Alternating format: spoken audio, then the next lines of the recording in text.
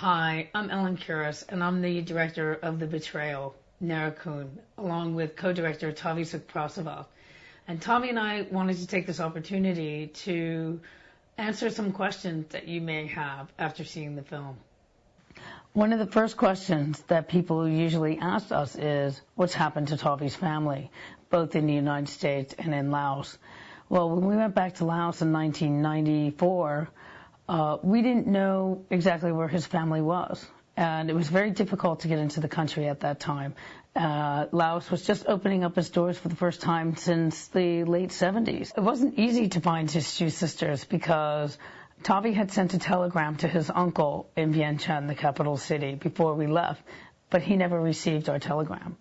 So we actually had to travel to Thavi's hometown and went to his old house that he grew up in. And there we found his brother-in-law, who then told us that his older sister was in the market.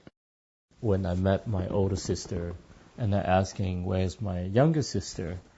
And she told me the story that she'd been raised by other family. Since my younger sister was very young at a time when my mother left, she was only about, I think about 2.5 years old. And my older sister at the time was still in her very young teen, and they couldn't really take care of each other.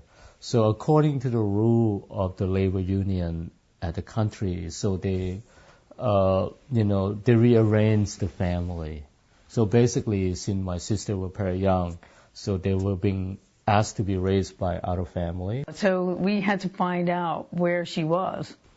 And then my older sister would take me to very far away, smaller towns in the mining town, in way up north. So we finally reunited, three of us, for a moment.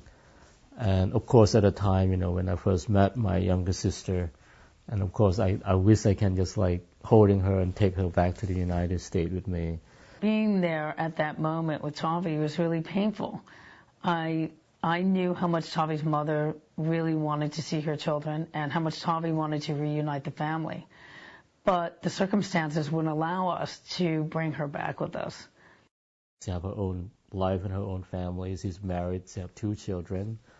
And we still communicate now because how the government of Laos now has been changing. They're not as strict as they used to be.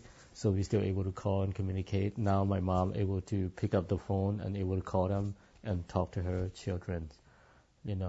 Right at this moment as we speak, my mom is being very sick.